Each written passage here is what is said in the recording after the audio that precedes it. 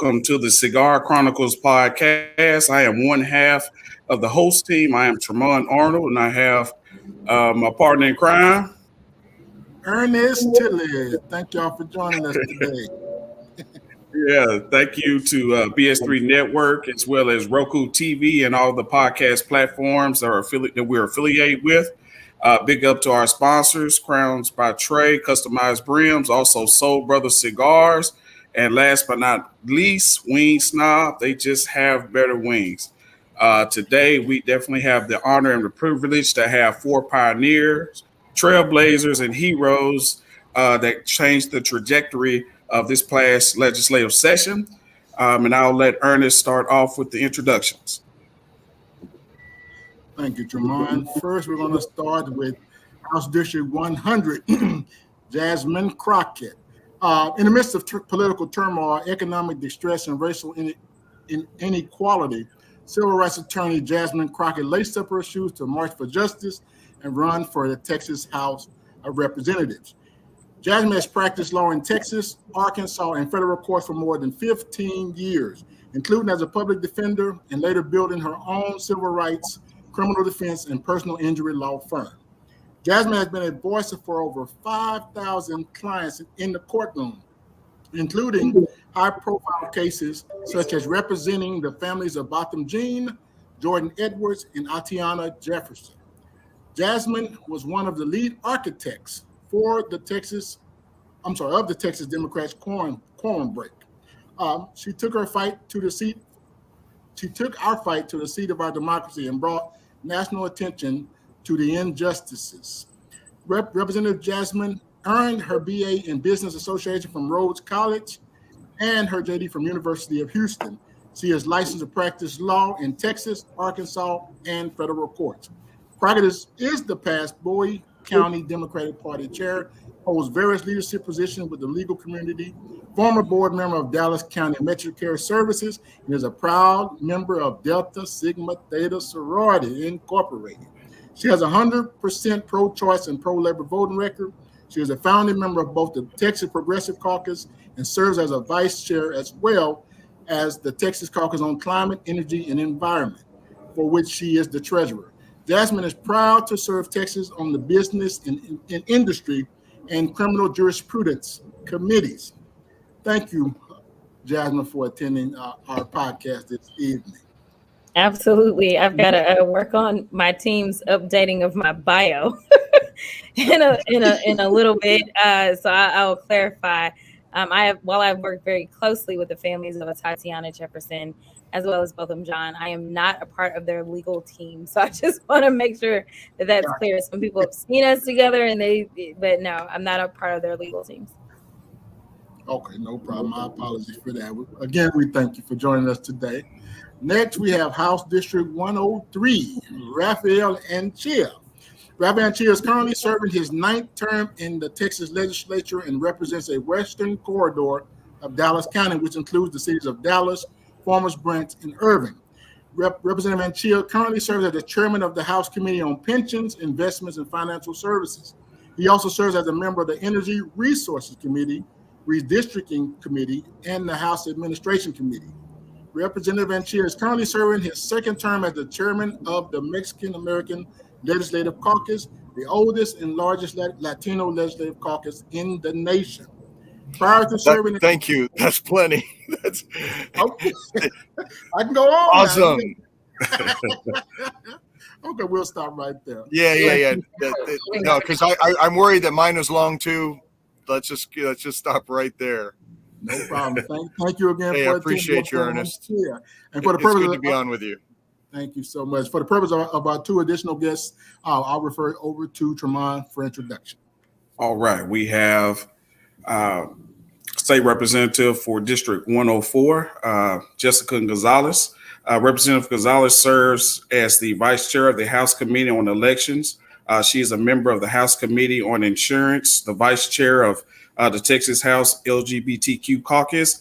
Also, she's the chair of the NHC SL Human and Civil Rights Task Force.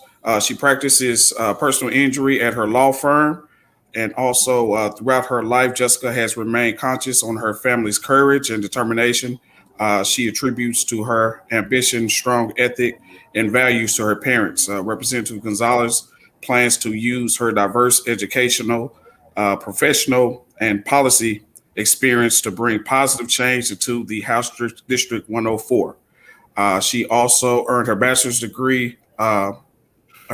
arts degree in criminology and criminal justice at the University of Texas at Arlington, and later attended Western Michigan University Cooley School of Law, where she held top student leadership positions, clerk at the voting rights section at the Civil Rights Division for the U.S. Department of Justice, and she graduated top of her class. So definitely we appreciate Representative Gonzalez for being on our podcast today. Thank you. All right. And last but not least, we have Representative Carl Sherman. He is the state representative for District 109. Representative Sherman is a man of strong religious faith.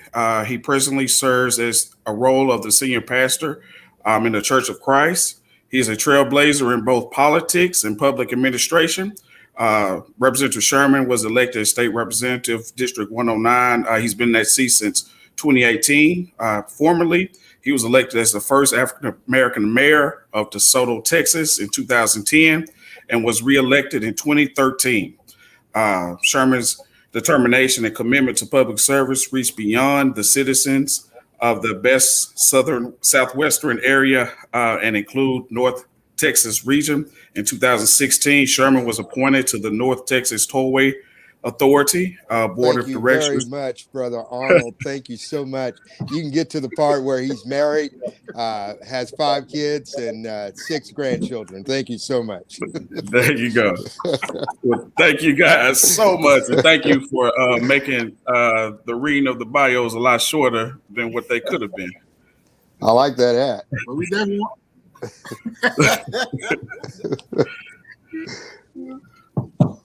Well, we definitely appreciate it. And we're just going to jump into the questions now. And I'll start the first question with you, Representative Gonzalez. What inspires you today? Oh, I gotta unmute myself. I mean, I think that what ultimately has always inspired me have been my parents, who moved here from Mexico, to achieve the American dream. And so that's always inspired me as I worked my way through community college, through undergrad, through law school. They own a Mexican snack business that they started when I was 5. And so that's why I say that my work ethic, I attribute to them. But I think that as a legislator, I think what continues to inspire me are the people, are my constituents, and I think that, and I'm going to refer to Rafael. I mean, he's chairman. Normally I would refer to him as chairman, but Rafa, because he's my friend, Rafa said kind of well when I received the Mount Freshman of the Year my first session, and he said that the reason that I was getting it was because I fight for the underdog, the little people, and that's what I do with my law firm. That's what I do when I practice personal injury. But what continues to inspire me is, as hard as it is, as hard as this session was, it was, and I think Carl can we've only served, this is only our second term, but I mean it could be very disheartening. You want to give up, but what inspires me each day are, for example, the transgender kids that show up, their parents that show up, that don't have a voice, and even though we know we're a minority in the House, we have to continue fighting for them because we inspire them. We keep them coming to the House. The women who woke up one day and realized that they have no other choice, and they have to figure out what they're going to do. And so, right now it's Texas is in a very strange, awful place, but they need our voices, and that's what inspires me to show up. Because we don't become millionaires being legislators, but we do this work because we care about what the people. We care about the people, and we care about their lives. We want to make their lives better. Okay. And Representative Sherman, what inspires you today? Yeah, I think Jessica hit it right on the nose, and I find it ironic that I think probably all of us are freshmen of the year, in our respective groups. And so I'm honored to be on this group, with this group. And I don't know if that was a litmus or qualifier for being on the show. But, what really motivates me in a world that I really disdain, and I say that sincerely, I do not like politics. And Michelle, my wife, has told me over the years, stop saying that. As I run for different offices, that I don't like politics, and maybe that's why they elect me, because I think my press secretary tried to sum it up in a meeting. She said, "Sir, you don't like politics, but politics likes you." And the reality is that I love people. And so I'm willing to do whatever it takes to try and represent the voices of the people who they won't listen to. And they barely listen to us. And we have to figure out ways to leverage our power in our minority status to get things done.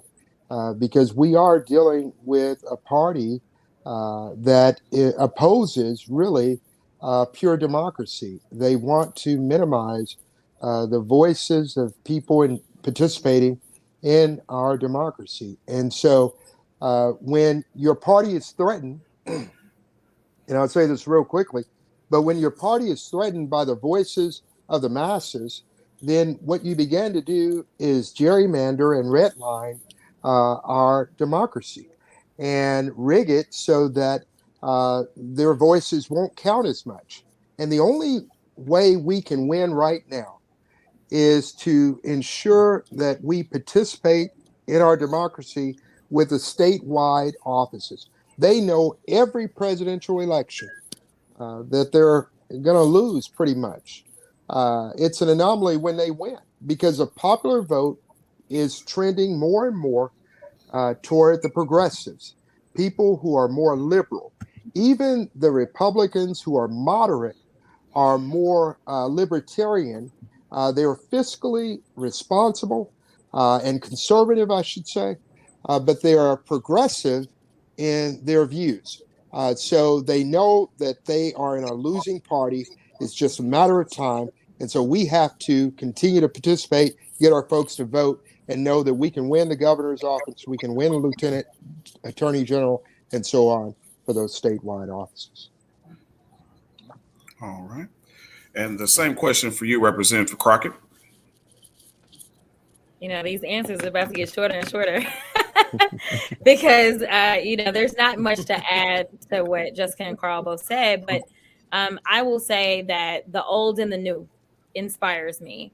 And by that, what I mean is that this next generation, man, they are amazing. When we look at who was leading the protest over George Floyd, it was young folk.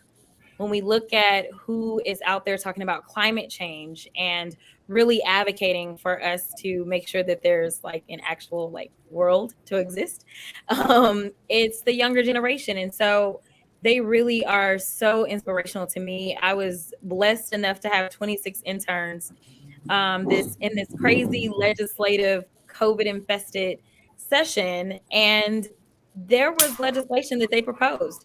They would come, they would sit down with me. They'd say, "Hey, Rep, we were reading through such and such code and we think this doesn't make sense. Like, what do you think? Can we file a bill?" And so they really care. And I think that I'm obligated to fight for them. I only have so many years left. They're just beginning. And even when Jessica talks about the trans kids and their parents, one of probably the most prominent faces is out of HD 100, and that's little Libby. She was very active when it came to the bathroom bill. And then she was, of course, down there this session as well. But her little sister, Cecilia, who likes to check me when she can. I love her. Kids, they're just honest. And so, there were times that Sissy stepped up for her big sister to speak out for her. And the idea that kids that are 6 years old are having to testify to a group of adults about how legislation is potentially going to affect them, or kids that are going through depression and being bullied and knowing that these adults are not there to protect them. I don't know really who wouldn't be inspired to say, let me step up, because the people that are supposed to be looking out for the most vulnerable are not, right? So that kind of underdog spirit, I think, probably is something that each of us can really tap into in so many different ways, always lobbying these fights for people who historically have been forgotten or left out. And I say old and new. When I talk about old, I think about what I owe. We spent a lot of time in DC, and thank you, Pastor Carl. Pastor Carl was good about making sure he could keep us grounded in the Word when we needed it. But I thought about, like, what is this fight? And people would talk to us about sacrifice.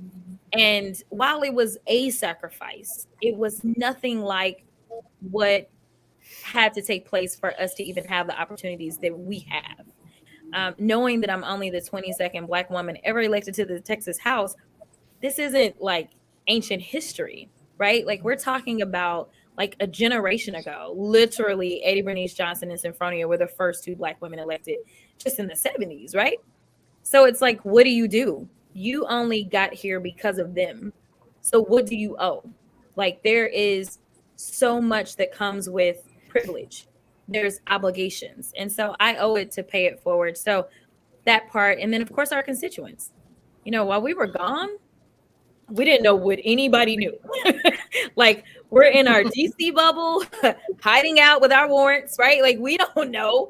And I'm like, hopefully the people understand. We don't know, right? But to come back and to have your constituents say, thank you, we appreciate you fighting. I mean, we all knew what the numbers were. Like, we may not be mathematicians, but like we could do this math, right? Like, we knew the numbers, but we had to speak up. We had to speak out. And the fact that voting rights is still something that we're talking about, and we're in December and we started this fight back in May, that was because of the Texas Democrats.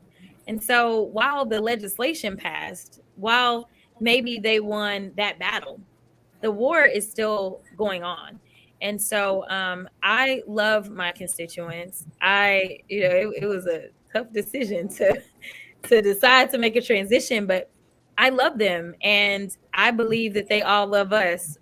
Jessica doesn't have any opposition whatsoever. I don't think Rep Carl, I don't think Chairman Anchia does, because we really love our constituents and they love us. So a lot of what we do is literally just because of the people. Okay. And same question to you, Representative Anchia. What inspires you today? Well, thanks for having us on. It's good to be with colleagues after what was a pretty traumatic year. It was hard in a lot of ways to be a member of the legislature. And I thought about possibly not running again, because it was that emotionally and physically and intellectually painful. It was tough. Of the 9 that I've served, this was really, really hard. And after session, you go around the community and you give people legislative updates, and you get to reconnect after having been in Austin and Washington, and you see the need out in community. You get to spend time with real people. I mean, not legislators, not U.S. senators, real people. And, and you see their hopes, dreams, and aspirations. And you're like, shit, I've got a superpower. I'm a lawyer, right? I mean, how many Latino lawyers are there in Dallas? Not a ton, not many. And I'm like, I got to use my superpower. I went to public school, got scholarships to go to university, paid off my student loans a long time later. I had 2 immigrant parents. My dad has a 7th grade education. I watched my mom go to community college, watched her go to our neighborhood public university and become a teacher. I'm like, all right, they sacrificed so I could be where I am. And I will say, even though this is the hardest thing I've ever done, is be a member of the legislature in 2021, it's it's really no, and this is going to sound corny, but it's the dream of a lifetime. I mean, I couldn't, with two immigrant parents, limited education, grew up in an immigrant neighborhood, Spanish first language. There are not a ton of statistics, that get through that pipeline, back in the 70s and 80s. There just weren't a lot of us. And so I got through. And so I'm trying to pay it forward, as Representative Crockett said. All right. Well, thank you so much for those comments, everyone. We'll just move on forward to the next question, which I think this is probably the question of the night, and that would be, what was the final straw that initiated the walkout of the Texas Democrats? And I would like to get each one of your perspective. We will start with Mr. Anchia. So there were really two things that precipitated the walkout. The first was that they did not keep their end of the bargain on the voter bill, right? We had a valid point, and this is going to be a lot of inside baseball, but most people don't hear it. We had a valid point of order that was called by John Turner, our neighbor here in Dallas County. He's a friggin' brilliant lawyer, awesome point of order, argued it really, really well, and had the bill dead to rights. Now, we knew that even if we popped it that night, it could come back in 3 days, a week, but we're like, we have leverage now. They want to continue moving this bill. We said, hey, look, we get a bunch of amendments on to make this bill less bad. Not a great bill, still shitty, but we get amendments on, really makes it less bad, improves it substantially. All right. But we have to fight for those. We have to fight for those amendments in the conference committee. And, if this bill passes, even our Civil Rights Council was like, we can live with it. We can live with it, Not great, but let's just dodge this bullet and move on. And then they didn't hold their deal. The Speaker of the House capitulated to the Lieutenant Governor, and they snuck two provisions into the bill in the dead of night that nobody got to read. One related to killing souls to the polls, so that in Black churches and Hispanic churches that have a tradition of going to church on Sunday mornings and then immediately going to the polling location, that was done. They had ended Sunday morning voting. And then the second thing was they lowered the standard, made it easier for partisan judges to overturn the popular will of the people if there is, any sort of suggestion of voter irregularities. And we were like, that's a bridge too far, and so we had already started. The Speaker of the House came to talk to the caucus, and he even acknowledged, look, I asked him in the middle, I said, this bill, Mr. Speaker, why are you bringing this to the floor? And he said, look, if you guys walk, I get it. I get it. We still had a couple of shots left in the gun before a walkout. So I know Jessica worked on some points of order. Lina Ortega, my desk mate, and we thought we had a really, really good point of order. The strategy was twofold. We were either going to try to talk the bill off the end of the calendar at midnight, right, which would have signaled the death of the bill. We were going to try to kill it with points of order, right? And then the final option was to walk out. And we were concerned, like one of the things that we were debating was like, hey, they'll call us back on additional special sessions, including the one that we have in September that we know we have to come back for, which is redistricting. Like we're going to do that one. And even if we frustrate quorum, they're just going to jam everything into that one. And it'll be tough to keep everybody together. But we said, if we can't talk it off the floor, I had a big speech ready at the end. We were going to try to essentially filibuster it off the end of the calendar at midnight. 10:35, we saw that they were starting to assemble signatures, right?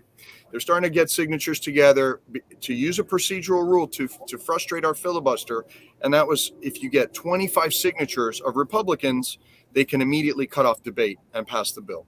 And when we saw that they were circulating those, the chair of the Democratic caucus sent around an email, said, get off the floor now. So by about, I don't know, 10:45, we got that. I immediately walked off the floor. I was working on my speech near the front dais. I walked off the floor, went through the basement.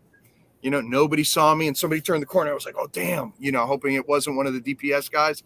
And it was Donna Howard, thankfully. And we went out. There's like this little iron gate in the basement that a lot of people don't know about. So we just punched the button, went out. And then my staff, you didn't have my car ready to go. I texted them. I was like, hey, have the car ready on the drive. We got to get out of here because they can put the gates up on the drive. My daughters were there and everything. I was like, get my daughters down into the car. And damn, my car was locked. I didn't have the keys. My staff had the keys. So I literally hopped into another state representative's car whose staffer was getting his car ready. And I just sat in the back seat until my staff came down. We hopped in the car. My daughters were with me. Rebecca was with me. And we got out of the gates that come up and down. I thought for sure they were going to lock those. So we were going to have to leave our cars and then go on foot. But once I got through that gate, I asked my daughters, hey, what do you want to do? And they're like, we want to go to get ice cream, dude. And so we went and got ice cream. And that we just hid out, at one of the ice cream shops and ran out the clock. Everybody has their own thing that they did that night. It was pretty cool. Wow.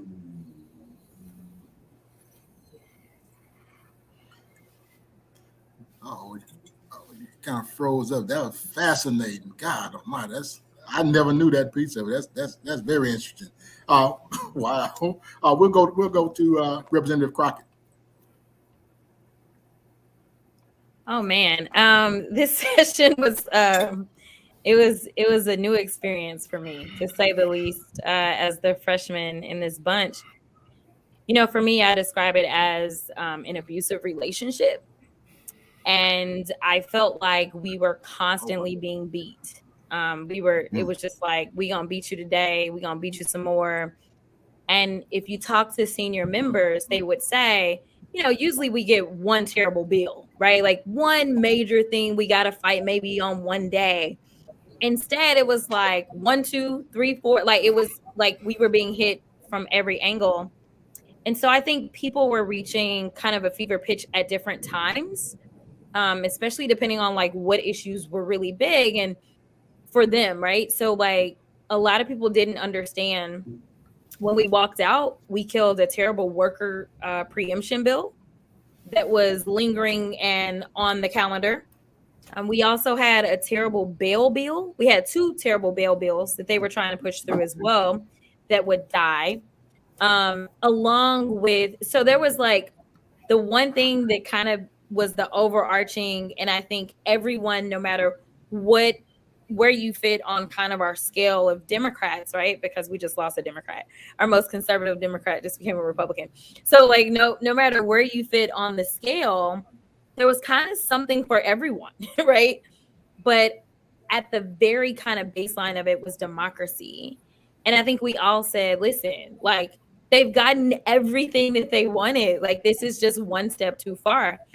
And so there have been groups that have been talking. So we did not know if we could kill the trans bill that had come up not too long before that, like a couple of days before that. And so there were some members that were like, hey, maybe we should talk about breaking quorum because we don't know if we're going to be able to kill this bill. Well, there was a great point of order. So ultimately we didn't have to walk, but we started to get a feel for who is willing to walk, right? As people were talking about the trans bill. But like I said, there was something for everybody. And so ultimately on that day, there's a number of us that had started walking out. We went up to a senior member's office, Eddie Rodriguez, and we watched the floor. There were points of orders that we knew other members were working on together to try to see if they could kill this bill.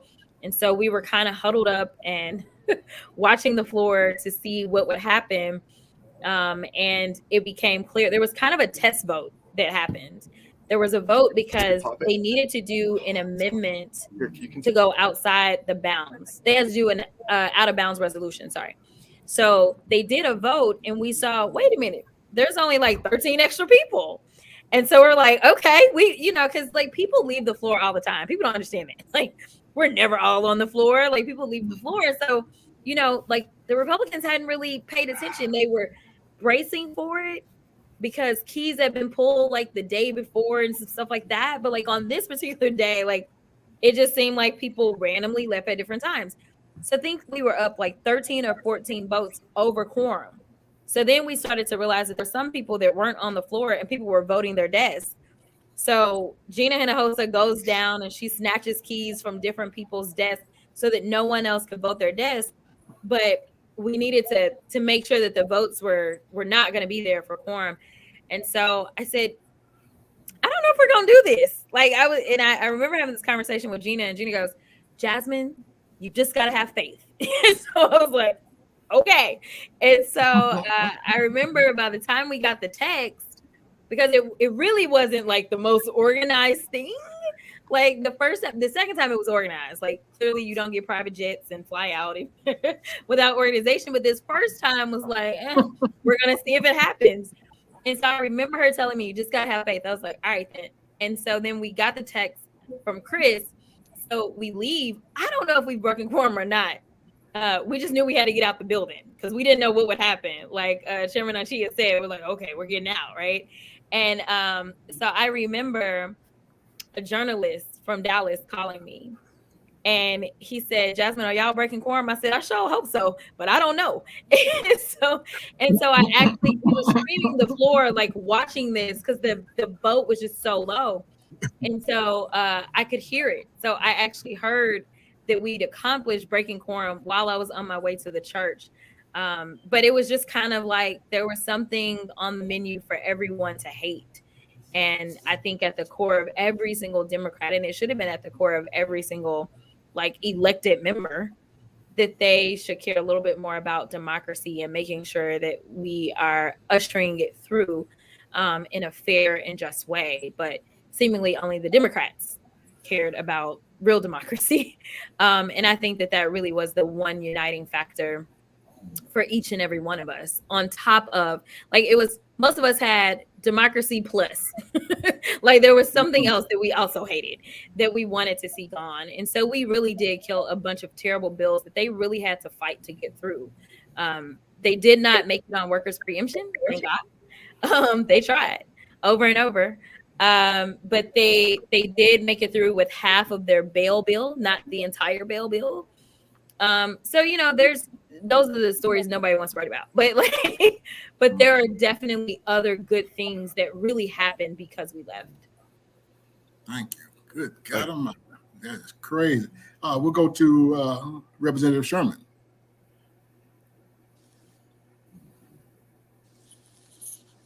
Thank you. You know, the brilliance of my three colleagues is just incredible to watch. Chairman Anchia, Representative Jessica Gonzalez, and Representative Crockett, when they go to the back mic, they're so masterful how they just sort of practice this legal judo where they just chop up the author of the bill that is presented. I mean, Chairman Anchia is, I think, the most diplomatic representative that we have in getting it across. Its precision is such that you don't know you're being cut up, and until you see all of the carnage there at the front mic as he, graciously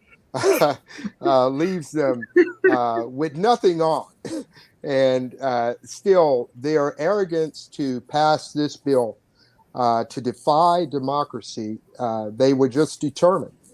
This is not a Texas bill. It's a national movement. And really, if we're honest about it, if we look at the geopolitical landscape globally, it's an authoritarian move across the world that we see. And Trump was really a manifestation of that movement. And I hope and pray that our democracy has a chance.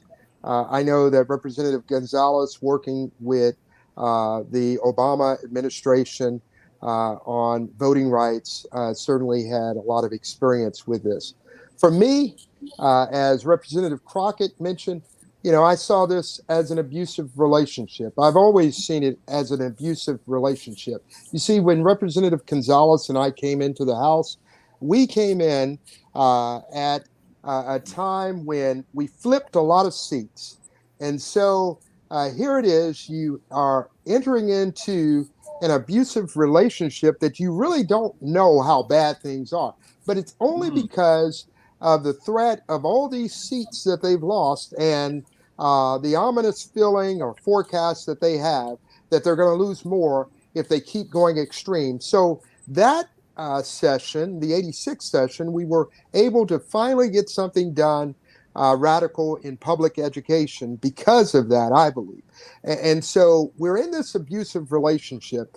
And on that day, I serve as one of the whips in the Democratic Party, one of the deputy whips. And so, Dr. Alma Allen is going to make sure that we all have our orders and have our groups in line.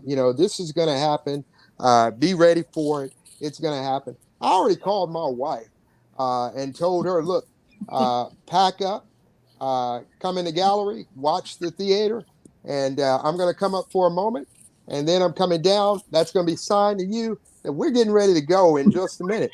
And because you can't negotiate with a bully. They change the rules constantly. And this was really bad. Our democracy is at stake, and we knew we had to do. We knew what we had to do. This isn't something that's new. It's not unprecedented. Abraham Lincoln, when he was in the Illinois legislative body, he led a group and they jumped out the second-story window. So we didn't have to jump out the window. As Representative Anchia said, he escaped in the basement. I had my luggage and everything packed. My stuff was already gone. My key was out and locked. Before we left, I was really at the back door and on my way to the church where I had the privilege of leading us in prayer before the great press conference that Representative Gonzalez participated in as well. Our next meeting in Austin before the final quorum break, where we got on those two charter planes, and in midair, I believe we transformed from being volunteer legislators to being activists. And now we are hybrids. We can never go back because you can't negotiate with bullies. We have to maintain that fight.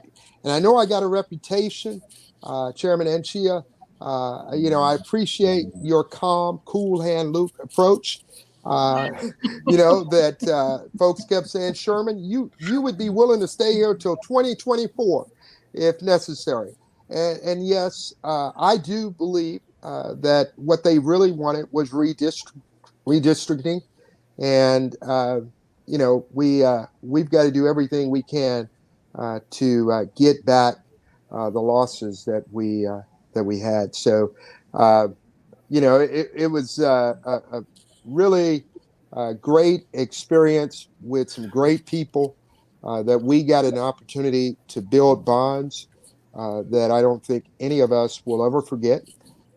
We made sacrifices, but nothing compares to the sacrifices of our forefathers and foremothers who sacrificed their lives for us to even have the privilege to represent people. So I'd be dadgum if we were not going to fight for them. Thank you so much, Representative Sherman. Representative Gonzalez. I'll try to be succinct, but so I knew that this was going to, aside from the redistricting fight that we were going to have, I knew that our fight for voting rights was going to be one of our biggest battles that we were going to deal with first. We've seen it before. It happened in 2010. It happened when I worked at DOJ. I wrote a white paper about it.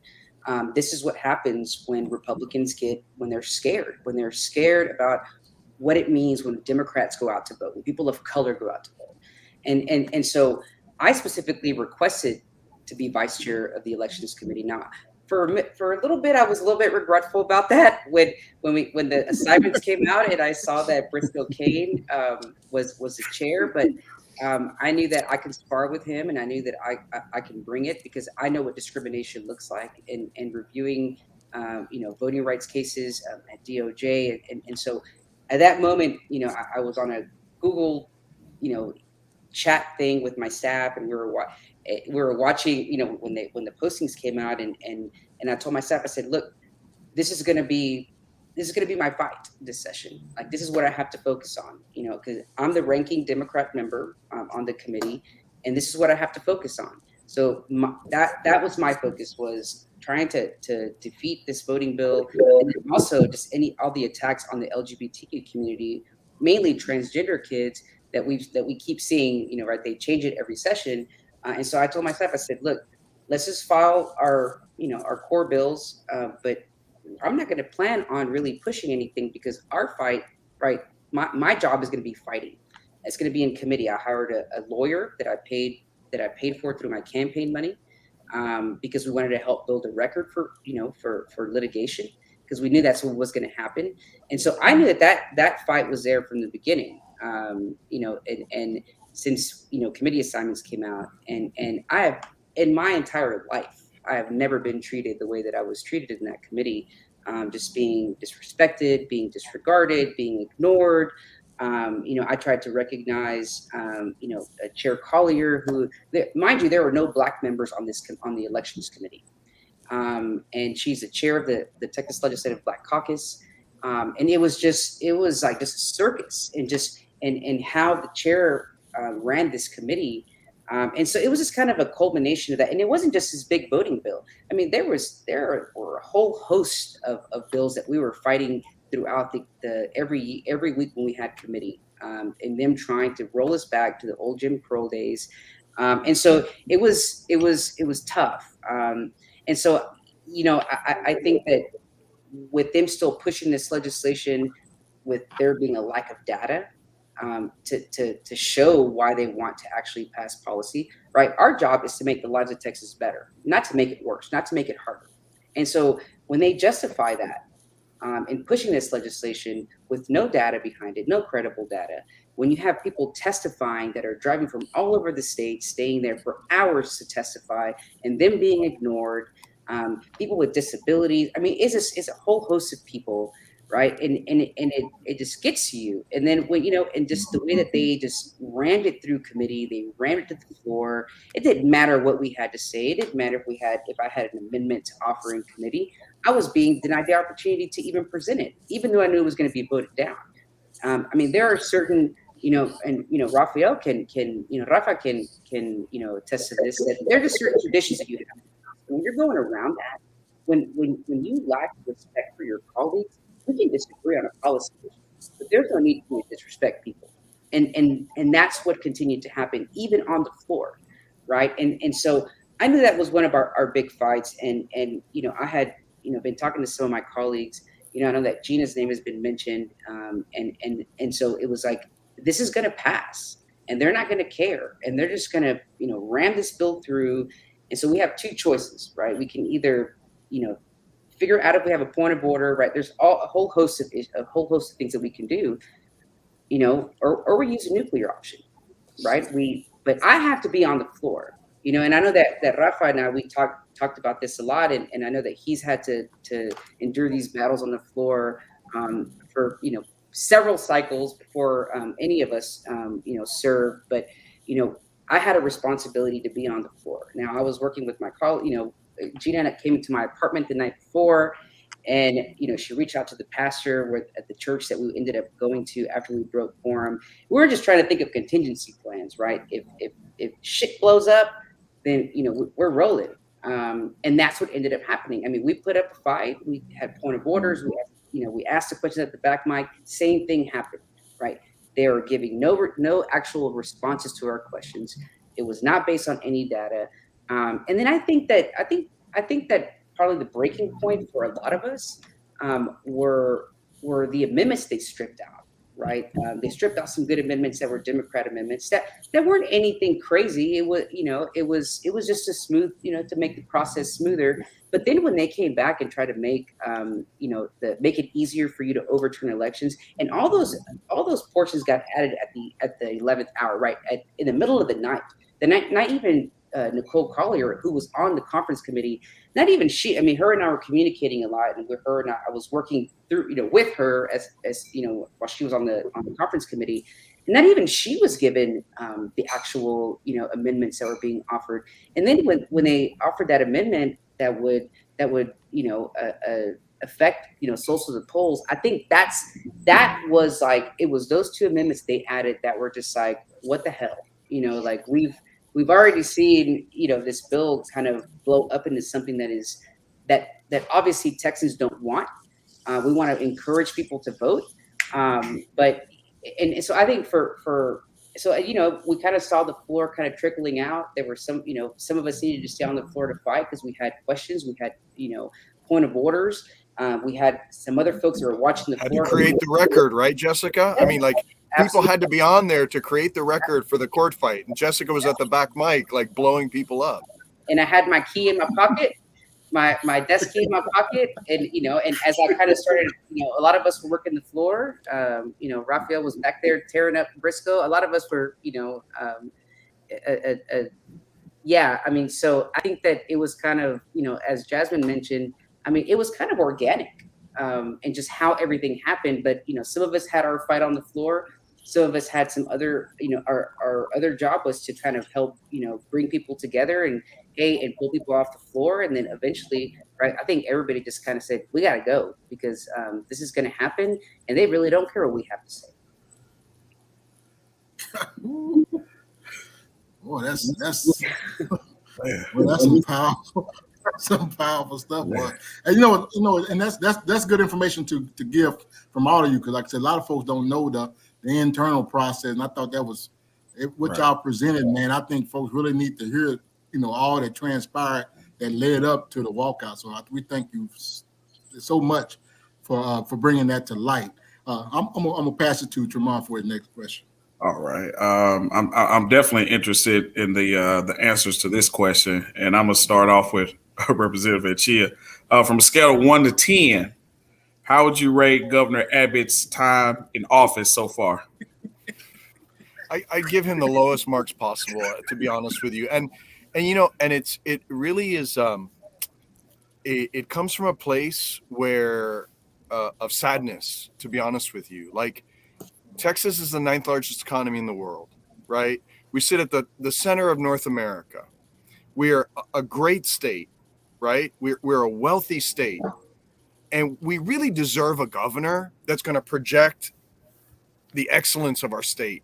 And this guy plays small ball all the time. He's I think a weak person. He's not a strong leader. I mean, Governor Perry, like 10 times better leader, still was problematic. We had our battles, but man, he looks like a real leader compared to this guy. This guy he's just like this weak guy. He's scared of Don Huffines and Alan West in the primary, and he always operates from this point of weakness. So whenever things are going bad, blame it on the immigrants, the border, this and that, and he's always attacking Hispanics. That he's been doing since he was Attorney General, and so, like, I give him a 1 or I give him a 0, really, because Texas deserves so much more in a leader, and this guy just fails every test.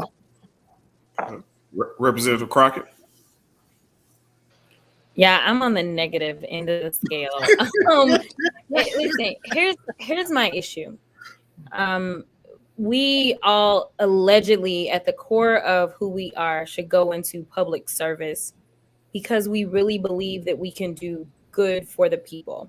Now, your definition of good may be different from my definition of good, and we may figure out that, we're coming at this from different ways, right? But like, literally, I felt like this entire session was about using people as pawns, as if this was a game, and we played with people's lives. whether it was around COVID-19 and the children not being able to wear a mask. Like that's not leadership. That's not what a public servant would do. You're not a medical professional, even though I don't know that you really have to be, but we know that healthcare professionals were saying the best way to keep children safe. When you decide that you're going to sacrifice the safety and the lives of children or our teachers that are deciding that they love their jobs and they love their kids so much that they are going to risk their lives, and we've lost teachers, or this idea that we don't have a functioning power grid, right? And it's not really been where it needed to be.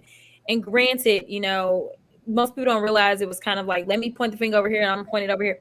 We had a lot of things that went wrong. This was not a one thing failed, right? Like it was kind of like, oh, it really did get that cold. And oh, maybe we should have buried those lines deeper. And oh, like it was kind of like a lot of things at one time that went wrong.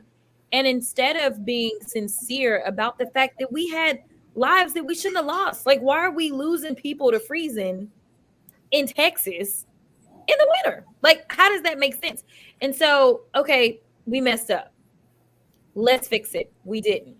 This was the first session since we had the El Paso shooting. So let's do something smart on guns because we lost innocent lives. Let's just not saying take your guns, right? Let's just be smart on guns. No, instead we want to be dumb on guns. And instead we want to give guns to everyone, including white supremacists, but gang members can't have guns. Anyway, we wanted to do that. Like, so this idea that you can't point to anything that you did to actually better people's lives, unless you want to talk about CRT. They somehow argued that they believed that they were saving little white children by not making them feel bad about slavery. Like, I don't know. Like, I mean, that's the only thing that is like, oh, okay. Or, you know, all of these women that they want to have these children, but they don't want to give them adequate health care. Like, I don't really know. Like, we couldn't even do that in the middle of a pandemic. Like, I walked in, I said, oh, this is our chance. I was like, you know, we've been dealt a lot of lemons, but I kept telling people on the campaign trail, this is my Beyonce year. I was like, we're going to turn these lemons into some lemonade. And so I thought, like, ridiculously, greenly, I thought that, oh, okay, like, we're in the middle of a pandemic. We'll expand access to healthcare, right? Like, we're gonna get that expansion. Now we're gonna go grab our coins from the feds, right? Like, I thought that only made sense. No, it didn't. It didn't make sense to them to go get the money that we pay into and pull it down so that, you know, even though we lead in uninsured with over 5 million uninsured people, and it's just a matter of a quick vote with Republicans in rural Texas losing hospitals because they don't have the money they need, y'all still can't like y'all just don't want it. So I'm like, so no, like, I mean, if you called the fact that he did not call a special session when the pandemic first happened to try to bring in the voices of elected leaders from throughout the state to hear what policies maybe make sense for their areas, but you did call it to go after trans kids, like. So no, I just wish we could get to a place in politics where even if we disagree on what it looks like to actually look after people, we genuinely are trying to help people. And he can't say that. He's not even trying to say that. Man, Representative Sherman. Trayvon, he's not concerned about how I rate him. He doesn't want my vote. He didn't call a special session for the power grid failure. He didn't call a special session for the pandemic. He did not call a special session when our teachers and our educators, and administrators, and parents and teachers needed leadership. So to that end, I have no comment. All right. Representative Gonzalez.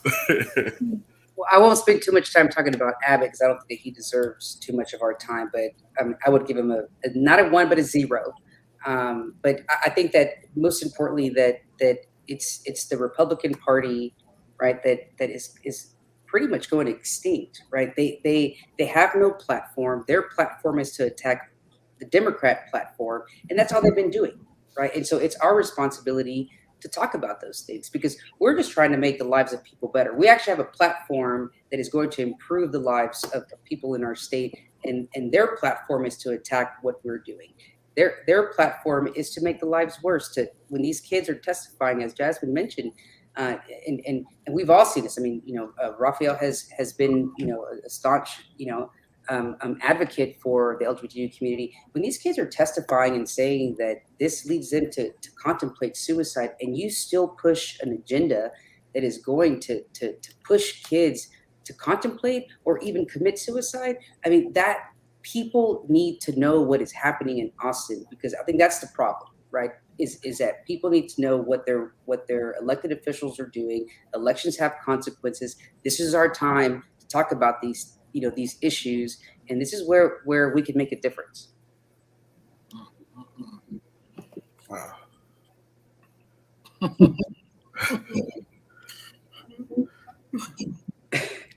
That's He's like, let me just smoke another. That's an aha moment. Go ahead, Jamal. Did you want to ask another question real quick? Yeah. And I'm gonna keep this question starting with you, Representative Gonzalez. Is there such a thing as turning Texas blue? Absolutely. Absolutely. We as Carl mentioned, when we first got elected, we saw there were 12 Democrats. We flipped 12 seats, and we saw what that meant for the temperament of the House. We were actually working on issues that voters cared about, because Democrats were campaigning on real issues, right? We weren't out there campaigning on, some of these issues that Republicans campaign on, which is all just, they're pandering to a very small portion of the electorate. We're talking about real issues that affect people's pockets, that when they can't afford to pay their property taxes, when they're concerned about kids getting a quality education, no matter what color your skin is, no matter what neighborhood you live in. That's what we're talking about. Democrats have been talking about this issue for, I don't know how many years, Rafa, I mean, years, right? And so Republicans decided they were going to come in and they were going to finally fix the issue, because elections have consequences, right? And so, I think that we kind of saw a change of that, because, we wanted to flip some more seats, but I think that Republicans went too far this session. And I think that they went from one extreme, and I think that there's a lot of folks that are kind of in the middle. And we're not, when you're in Austin, and you're not actually trying to pass good policy that's going to make the lives better of your constituents, the people who voted you to be where you are, then you need to go. And so, yes, I think that's where we're trending. We didn't see that, unfortunately, this last cycle, but I think that more people are speaking out, more people are showing their displeasure for some of the things that the laws that have been passed.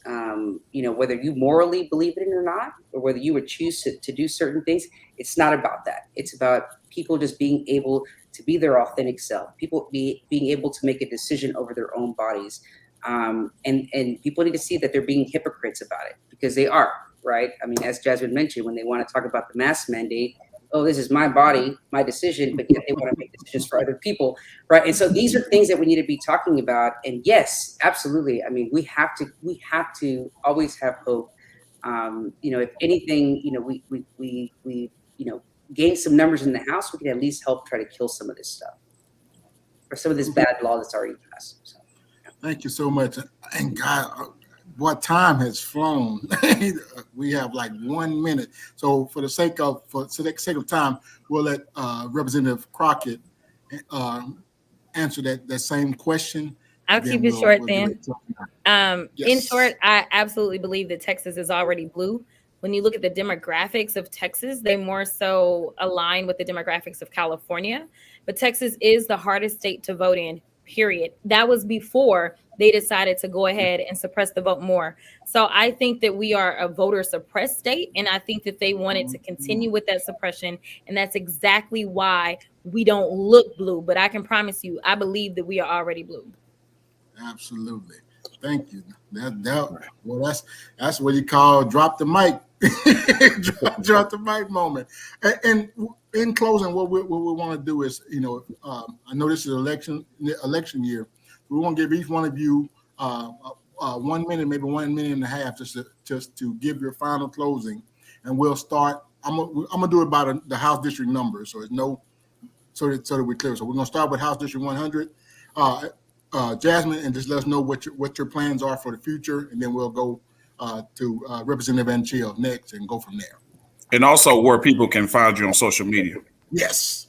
Okay, so I am currently the state representative for HD 100, and for those that are confused, because I got a phone call, I will be serving out my entire term, no matter what happens. I am not vacating my seat, but I will not be running for re-election, and it was a very difficult decision.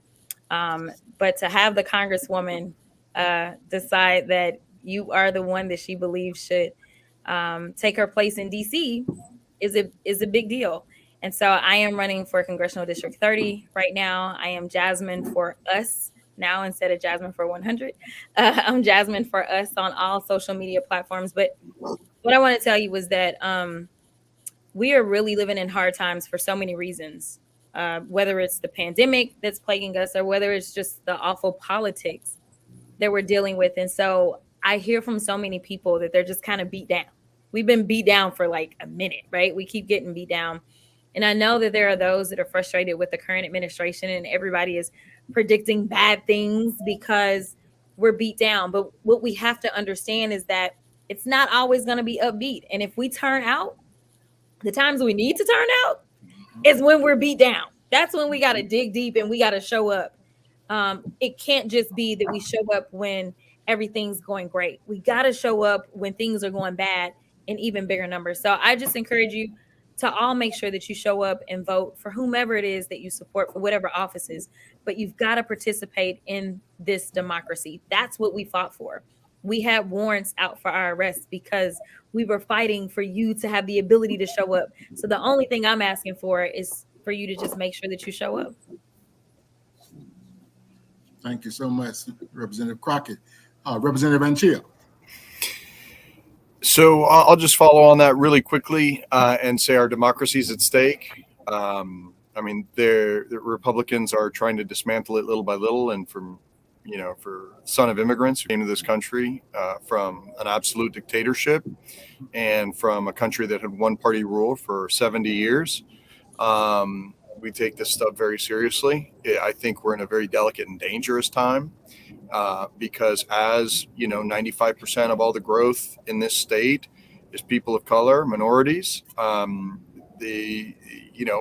Folks don't want to empower our communities via democracy because they see us as a threat, unfortunately, and so. We have to, I think, punish those politicians that use us as a political football. We need to punish them at the ballot box. And the minute you take down a couple of bullies like that at the ballot box, then it stops. Then all the bullying stops. The abusive relationship that Pastor Sherman talked about stops. And elections have consequences, just like how we passed a historic education bill. Even though the numbers are the same, literally 83 Republicans, 67 Democrats, 84-66 now with a switch of parties for one member. That was the same number that we had the last session when we did something historic on education. Now we've done something infamous on redistricting and voting rights matters.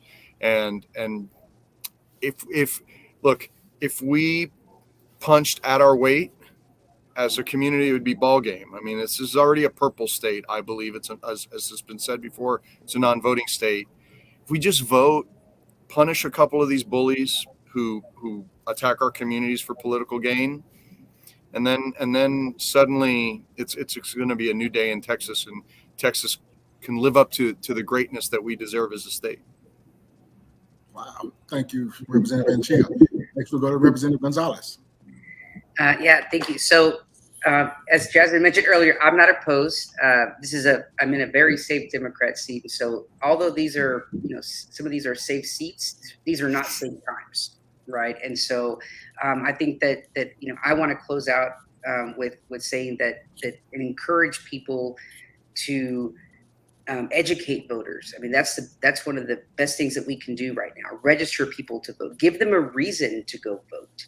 That's what people need to hear. They need to hear what's going on in Austin. They need a reason to get off of their couch, to leave their home, maybe to miss work sometimes, right? Because their employer may they need a reason to go vote. That's what we saw back when Obama first won, right? He gave people the reason to want to go vote, and so I think that's block walking, supporting, whether if you can't give money to a candidate who's running against, a Republican that's trying to flip a seat, block walking is just as valuable.